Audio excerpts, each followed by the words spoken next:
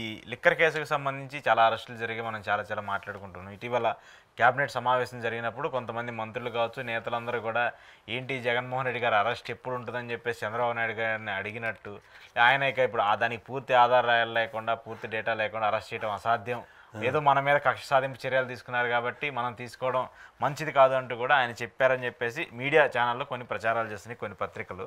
నిజంగా ఆయన అలా అనుంటారా? అలా అనుంటే ఎందుకు ఆ రియాక్షన్ ఏంటి? అలా కిరసనాలు కొట్టుడికి వాడు ఉన్నాడు. భరత వంశాన్ని ఉద్ధరించిన మహానుభావుడు ఉన్నాడు, మనకి ఆదర్శ పురుషుడు. ఆ ఆది పురుషుడు ప్రవచనాలు ఉంటాయి, తాడిని తన్నివాడు ఉంటాడు, తలదన్నివాడు ఉంటాడు. డైరెక్ట్ ఇంకా చంద్రబాబు నాయుడు గారితో డైరెక్ట్ 1-to-1 అన్నట్టుగా మాట్లాడేసి రాసేస్తుంటాడు. ఇలా అన్నారు, ఇలా అన్నారని. తీరా చూస్తే నువ్వు మళ్ళీ కెమెరా ఆడబెట్టారా, క్యాబినెట్ సమావేశం లాప్ట్ అవుతుంటే నా ఎన్పిఆర్ మినిస్టర్ పాదసారథి గారు వచ్చామని చెప్పారు మీకు? లేదు కదా. వీడికి మాత్రం చెప్తారు, ఎందుకంటే ఇటు భరత వంశ మూల పురుషుడు కదా. సరే వాళ్ళు ఓకే, ఎందుకు చంద్రబాబు నాయుడు గారు అలా ఇదికే ఎందుకు వస్తుంది దిక్కుమాల ఇన్ఫర్మేషన్లు? లిక్కర్ స్కామ్ను దేంతో కంపేర్ చేస్తున్నారు? స్కిల్ డెవలప్మెంట్ దాంతో. స్కిల్ డెవలప్మెంట్ బోర్డు కాన్స్టిట్యూట్ అవ్వకమునుపు చంద్రబాబు గారు చీఫ్ మినిస్టర్ డిస్క్రిప్షన్తో చేసిన పని. జిఎస్టీ కౌన్సిల్ పూణే పట్టుకుంది పిలక, తర్వాత ఐటీ నోటీసులు ఇచ్చింది, దాని పర్యవేక్షణలో ఈడీ ఎంక్రోచ్ ఆస్తులు జప్తు చేసింది. దాని కాన్సిక్వెన్సెస్లో చంద్రబాబు గారిని అరెస్ట్ చేశారు.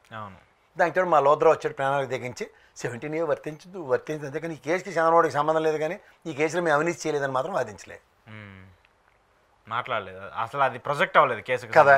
ఇప్పుడు ఈయన కేసుకి ఇంకా లింక్ చేస్తారు. నా సీఎం ఆఫీస్ మీ చేతిలో ఉంది కదా, నేను నా ఫైల్ ఏదైనా ఓ సంతకం నేను పెట్టానా, అయితే నా ఏదైనా దీని మీద లెక్కర్ దాని మీద ఏదైనా ఒక నెగోసియేషన్స్ డెలిబరేషన్స్ ఏమైనా ఉంటే ఎస్టాబ్లిష్ చేసి పట్టుకోండి. వీళ్ళు విజయసాయిరెడ్డికి పని పాటలేక తీసేసిన తహసీల్దార్ల ఇంట్లో ఉండకుండా అలా కసిరెడ్డి గారితో పర్సనల్ తగ్గు లేవు అండి, అరే నీకు 100 కోట్లు ఇచ్చాను దాన్ని ఏడు చేసేవారు అన్న దాని మీద మీడియా మాట్లాడితే అనవసరంగా ఈడీ ఇన్వాల్వ్మెంట్ అయింది. వీళ్ళకి అదే కావాలి కదా, ఈడీ వచ్చింది, సిబిఐ వచ్చిందని. వీడికి మనకి పచ్చళ్ళోడికిను ఈ కిరసనాలోడికిను పెట్రోల్ బంకోడికి అవకాశం కల్పించడానికి చేసిన ఒక వినూత్న క్రీడ. ఈ దెబ్బకి మా పౌడర్ డబ్బోడు అయితే అప్పుడు రాసిన విజయసాయిరెడ్డి మీద ప్రవచనాలన్నీ ఆపేశాడు, కడిగిన ముచ్చలో నిలబెట్టేసండి. ఇప్పుడు మా సైడ్ బ్రహ్మాండంగాను అప్పుడు ఇల్లెక్కడ అల్లక్కడ ఇల్లెక్కడ ఆఖరి ప్రభుత్వ ఉద్యోగులతో కూడా ఇష్టం మాట్లాడిన ఉదంతాలు అన్నట్లు ఆ రోజు విజయసాయిరెడ్డి ఇచ్చిన వార్నింగ్ కన్నా ఇప్పుడు నాగిని డ్యాన్స్ వేసేస్తాడు మా పౌడర్ రోడ్ అయితే. సరే ఇప్పుడు ఇవన్నీ ఇప్పుడు మాట్లాడుతూ వీళ్ళ తృప్తికే ఈడీ వచ్చేసింది. న్యాయస్థానం ప్రొసీడింగ్లో ఈ లెక్కర్ కేసుకి సంబంధించిన దాంట్లో అక్షంతలు ఎలా పడుతున్నాయి అందరికీ తెలుసు.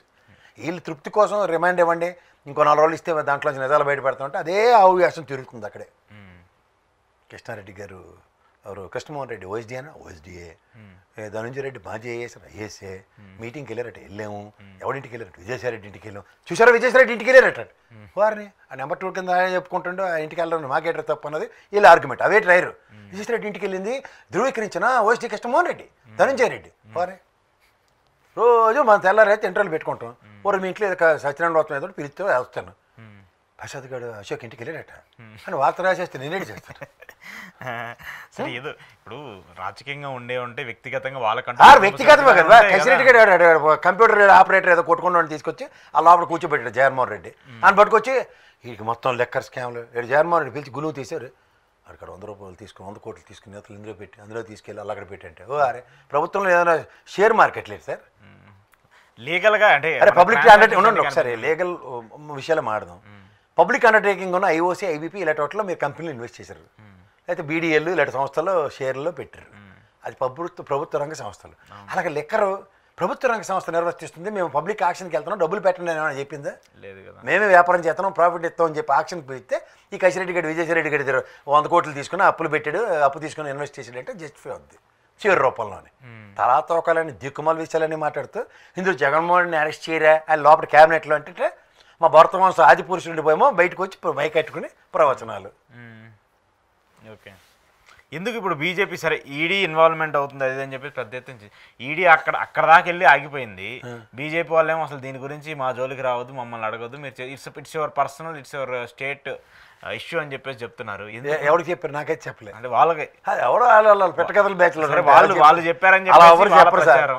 ఈడీకి పగేల మంది ఏంటి చెన్నై లెక్కర్ స్కామ్ లో లోపలికి ఛత్తీస్గఢ్లో రెండిట్లోనూ బడేలు మన తర్వాత మూడోది ఇక్కడ తల తోక లేకుండా కాలు చేయబడితే ఢిల్లీదే లాక్కోలేక పీక్కోలేక చేస్తున్నారు.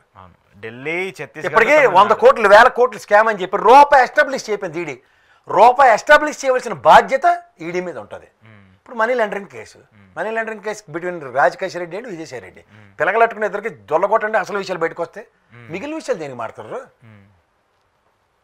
ఇందులో ఓజీ కృష్ణమోహన్ రెడ్డి ఎక్కడి నుంచి వచ్చారు ధనంజయ రెడ్డి ఎక్కడి నుంచి వచ్చారు వీళ్ళందరూ ఇంట్లో కూర్చొని కోడపాలకు కొనిపోయారు ఇలా చెన్నైలో సిమెంట్గా మీరు పనిచేసినాడు చార్ట్ అకౌంట్ చెప్పి ఆయన కూడా ఎన్రోల్ చేసేస్తే ఆ ముసలాన్ని పట్టుకొచ్చి ఎంఎన్సీ కంపెనీలు నడుపుకుంటుండే గోవిందప్ప ఏడు చేస్తారా గోవిందప్ప వచ్చి 4 సార్లు గోవింద అంటాడు అంతే ఆయన ఏదో చేశారని చెప్పేసి ఆయన ఏడు చేసేస్తారు అసలు ప్రభుత్వం నడిపిందిరా బాబు అంటే అవును నడిపింది సార్ అని వాళ్ళే చెప్తారు ఓ పక్కన ప్రభుత్వం నడపలేదని చెప్తారంటే పోనీ ప్రభుత్వం నడపలేదని చెప్పరు ప్రభుత్వం నడిపిందట ఈ తెలివి తక్కువతనానికి బుద్ధి జ్ఞానం లేని తనానికి ఈ ససోలను ఎందుకంటున్నానంటే డైరెక్ట్ చెప్తా డెలిబరేషన్ ఇస్తున్నా 1,09 కోట్లు 1,10,000 కోట్లు దగ్గర లెక్కర్లో రెవెన్యూ వచ్చింది సార్ స్టేట్కి దాంట్లో 95,000 కోట్లు ఫ్రాడ్ జరిగిందంటే కోపం ఎందుకు వస్తుందంటే సార్ మీకు మళ్ళీ చెప్తున్నాను అలా లీడర్ సినిమా చూడమండి దిగజారిపోయిన మంత్రులు 20% ఇస్తేనే కానీ చేయమండి 30% ఇస్తేనే కానీ చేయమంటారు పోనీ కమిషన్ కూర్చుపడి ఎవడన్నా 10-20% 90% క్లెయిమ్ చేస్తాడు ఎవడన్నా కమిషన్